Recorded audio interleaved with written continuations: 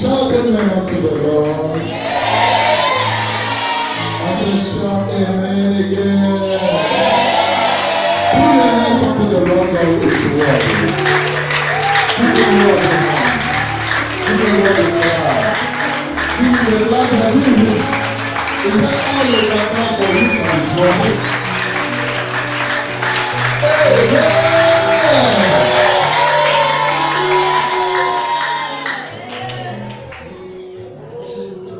You are with your Bible, and I know you are.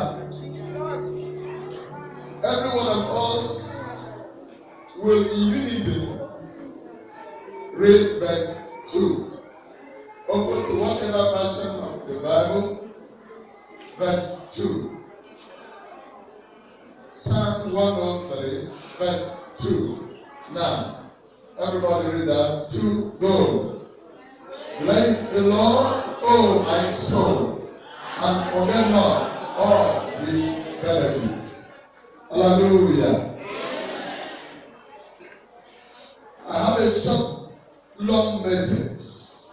Short, because I have compressed it. Long, because it has a lot to be discussed therein. But I want us to listen to a very graphical kind of thing that I have chosen for the harvest this year. And what I captured it is even there in your program, so that you may not have much problem or stress in remembering it. I captured it, the indubitable blessings of God. The indubitable blessings of God. Indubitable is something that can never be argued. Something that every eye has seen. When we say something is indubitable, it means it has been attested, it is confirmed, it is proven. So when we talk of the indubitable blessings of God, we are talking about what we are all witnesses, or we can testify. And what have you? So many things we should discuss if we go into the teaching aspect of this very message of God. By God's grace, as you know, we will speak more on it. But let me have a rundown, so that if you're able to gather them, the better. If you're able to write them down, the better. And I will revisit it from the start. I have some 11 points I have looked at the grouping of these verses we have read. The 22 verses have been grouped. So I want to hear it out to your hearing. The number 1 is verse 1 to 2. That is captioned, God is praised for his benefits to his people. The second is just verse 3. That is, he forgives our, the Bible talks of dear, which reference refers to the people, the first recipient, even the people of Israel. So he forgives our iniquities. He heals our sicknesses. He forgives our iniquities.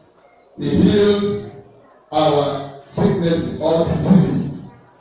Number 3, we look at verse 4 again. As God redeems our lives, and from his redemption he crowned us with loving kindness. Wow. And when we look at verse 5, we see him being satisfied with us, even when we are mistaken. With good things, he satisfied us. He renewed our youth like the eagles in time. When we look at verse 6 to 9, that is number 5, we see him help us in our operations. He makes his ways known to us. In references, you see what he did with the people of Israel. And also God helps us with his mercies, so that by his mercies we are not consumed. And his graciousness is lavish upon every one of us, and he keeps not his anger forever. I wish somebody had said amen. Because if God dealt with us the way we deserve, a lot of us will not exist. Some of us today that are gospelers, we wouldn't have come to this level. Because long ago, they have eradicated us.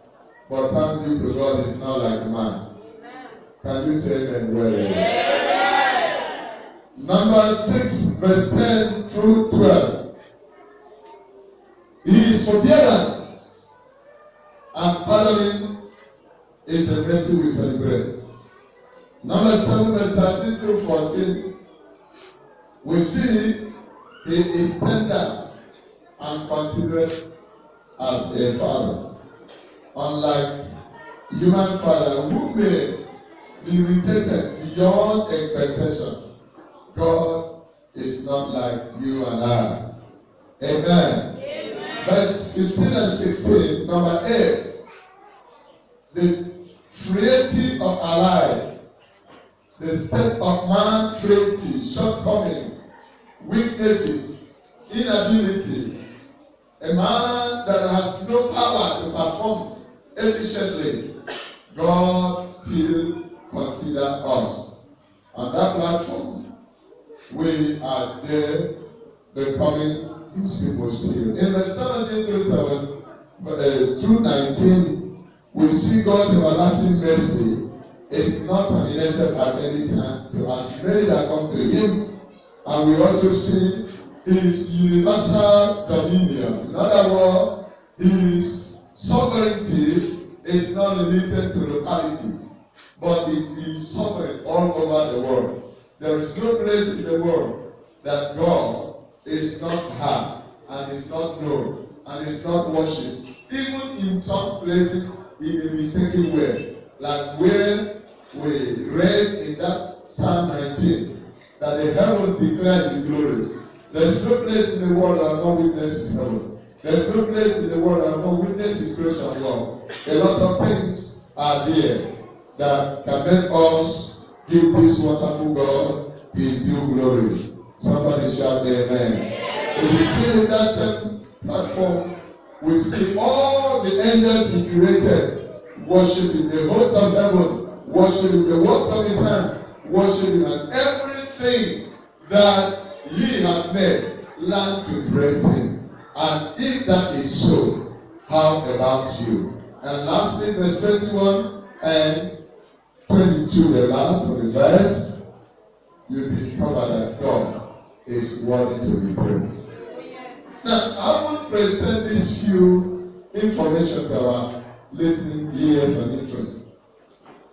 I want us to look at harvest as a typical event that church has adopted, church has chosen to commemorate, and always at the end of the year, so that it will give us information of what shall happen in the creation world. Let me typify you as the crop which Jehovah God has planted on this earth planet. Just as yourself will go to your farm and plant certain crops, and with your expectation, you believe at the end of the year, by and large, all of them will be harvested. Alongside that, some crops are harvested after 3 months, 4 months, and thereabout. That is a signal that for sure my farm will reproduce a blessing for me. And so God has been harvesting some people individually. And by that, people have been harvesting. Am I talking to us? From generation to generation. But that is just a part of the message that God one day will harvest the entire world. what is harvest all about? Harvest is about the grand finale, the final boss, and we like call the final pack. Because most bus stops may not be where the driver will land. It will still go again to the pack. And so harvest is the back where everybody, whether you are good, you are bad, will be harvested by the honor of each one of us.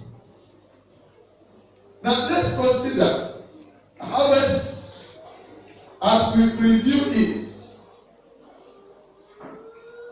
The crops you planted must be the seasoned part. Seasoned in a sense, you have made choice of the type of things you plant. It could be cassava by 10. It could be pears by 6. It could be corn by 6 still. It could be pumpkin by 6. And just name those things we use in the farm. But as I'm speaking from the context of the Calabaris, you may have not been a farmer per se as to those of the upland.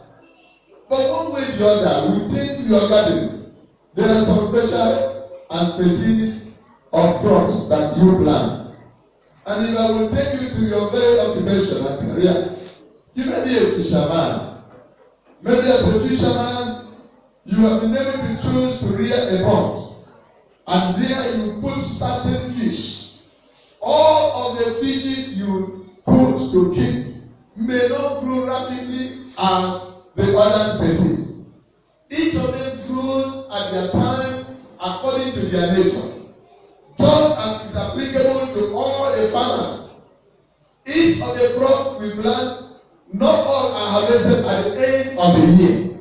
Some will take some 5 years, some 6 years, and thereabout. But one day, there is going to be harvest. Now, in the process of knowing you have a hope, there is going to be a maintenance culture that must be inhabited by the farmer. And there I come to you, that as much as you are concerned, there are many things you must plant. You will plant your faith as a mustard. A faith that gives you the hope with which, when it grows, it will produce useful seed. And of course, those of you who have been exposed to mustard seed, you discover that it is medicinal. And it is not as big as some other things we have. According to research and history, biblical background and otherwise, it is the tiniest, it is the smallest of all seeds. But Jesus decided to choose that as what has to do with the Christian faith. So that whether you are small, you are big. Every faith that anchors in Christ, expecting the glorious days of harvest, is as big as mustard seed. It's big in a sense instead of small. Because it can produce beyond human imagination. And so this moment I want you to look at harvest as what celebrated. Then go to the things that God has done for us. Can you count the blessings? Can you count the blessings? We have no time as I have outlined. You heard that God bless us with good health. God forgives us of our sins. God heals us of diseases. Do you remember the ravaging and most terrible sickness that just came in Nigeria and discovered that the ground was not able for it to exist? What was it called? Ebola. Because he met with the prayer warriors of the Lord. They said we are praying. Because we started hearing this, we said, God, this thing will never be accommodated in our nation. You know it was within the people of the earth, the thing flown away. Some of you, it was your friend, you never shared. It was so terrible, terrifying. And as the thing went away, he went to even the white man's country. that you always felt so great, with great esteem, wonderful, and you remain there, killed in their thousands. For Nigeria, it was just a few. Can we clap for Jesus? What are we to say? Right now, we have discovered that even A is still in some place for so silence. A. Yes, I need A. This has proven that there are so many that are still carriers. But to you, God has helped you. One of such way of God helping you to escape is implanting his fear in you. So that when others open their legs anyhow, you condemn yourself, say, I cannot do that because it is sin against God. Somebody shout amen. The right inevitable blessings of God, indurable that we cannot measure. The songwriter says, count your blessings, name them one by one, one by one. What will be the result? A surprise. Can I ask you, the person that was with you in the hospital when you were admitted, when it is that you were the one that was discharged and the other person was not, then that person did not even return. It has been the goodness of God. I haven't had to talk of all, but I want us to please remember this harvest offers you a chance to praise God and worship God and serve Him and bless Him and do whatever possible you can. That is why it's not good for you to forget His benefit. That is why I said, let's read that rest. Many have forgotten His benefits. When I was ministering to people at the community multiple hall of the year, I spoke to them that the God in retrospect is still the present bridge to take us to the future. Most times we never remember the God of yesterday. Some of us are delivered from the hands of the fowlers. But sometimes when you come to church, you be something as if you don't know what God has done. I want us to count what God has done for us. So that when you do this habit, you will remember you are holistically, totally, completely, the whole personality of you is deposited in the hand of God. And the illustration of what you will be is going to be God has been the holder of my life, sustainer of what I am, the blessing of all I have, the one that will make me what I will be tomorrow. Somebody shout hallelujah. So these blessings of God shouldn't be forgotten. I want to drop here by telling us in this short moment that God is still searching for those that will worship Him with this right understanding. Counting the blessings. Some of you cannot sleep before. You have bought volume 5 enough. You never sleep one. But today you are sleeping like babies. What do you think is the cause? Some of you, when you sleep, now say you sleep in 24 hours. But at the time, God synthesizes your body. The entire metabolism of your body cells and all put together receive overhauling power of God, that the sleeping sickness that was deposited in your vein has disappeared. And you can see yourself get up. In the night, you get up and pray. Maybe somebody just tells you to pack on that, you don't wake up. Unlike before, when they will tell you, you speak like Jonah. You say, Baba, you get free, Baba. They say, wake up. You say, hey. I don't know. But today you are not hearing that way. What do you think it becomes? You used to thank God. It is because the little thing you never get. Out of 100, you have gotten 95 because you did not get 5. God has done nothing. Please today, I want you to check Jehovah God will bless you. I say God will bless everybody here today. In the mighty name of Jesus Christ. Can we rise this moment? I want us to bring other things as we will follow the series of the program. But for now, I got the message. And when we bring our cross and everything and all the rest, I will do the praying. I would want us this moment to remember the blessings that God has blessed you that can never be disputed. Nobody can argue. The life you live is the blessing that money cannot buy. There are people who got money but they cannot buy life. Even doctors cannot buy life. My son was telling me the other day, the doctor told him that he's sick. I was thinking, the doctor sick. Okay. Do you know white men sick? Hey, white men sick. Is it not only black monkey the 11 us, which we are not? Can you count of all these things? I think I was talking to church that have understanding. I think I was speaking to people that have the right understanding. I've been able to retrospect, look back, think again. What the Lord God has done for you. Can we praise the Lord?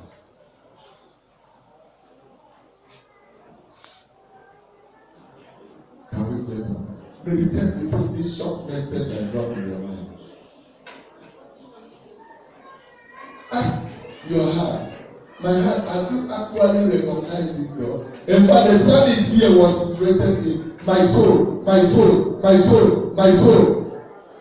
There are so many people that do things only on the surface and physical. There are those that do things on the platform of entertainment and their ends. Thereafter, there is no reflection. Their soul can never reflect of the God who is spirit and wants those that worship Him to worship Him in spirit and in truth. Can you think again? Can you reflect? Consider your life. Consider your children. There are people who have money today to buy children. I call that what the people call adopt. Because of what man is.